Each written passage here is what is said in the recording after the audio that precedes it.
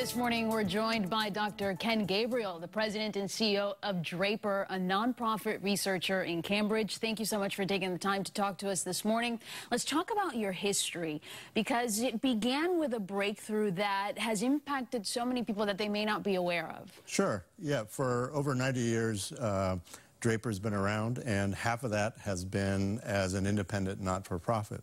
And while many people know us as the organization that provide the guidance for humans to go to the moon and come back, they may not be familiar with some of the other things that we're doing. Your partnerships, the list goes on, from the Department of Defense to the work you're doing in cybersecurity and the medical industry. Can you touch upon the research that your engineers do in this lab? Sure. So for over 6 decades, we've supported the Navy's Fleet Ballistic Missile Program with guidance systems.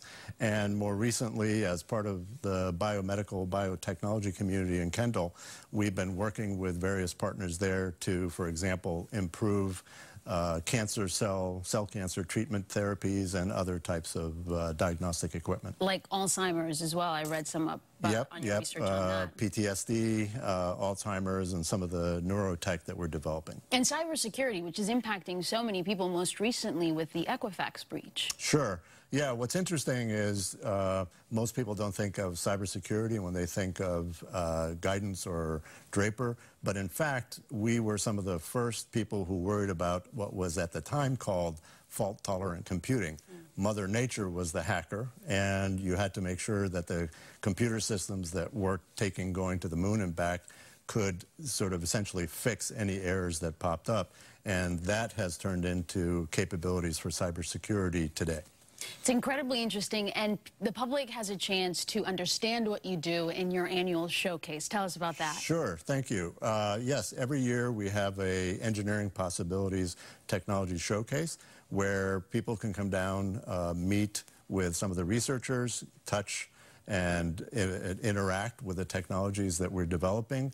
And this year it'll be from October 4th to October 7th, 9 to 4 every day, free and open to the public. So what can the public expect when they visit the showcase? So we have a number of exhibits, but let me just highlight 2 of them. One is a virtual reality experience where you go into an immersive experience that puts you, let's just say, in a really interesting place. And the others are, we'll have a number of autonomous vehicles and drones that will be doing very complicated maneuvers at speed. And you can actually try to interact with them. That's right.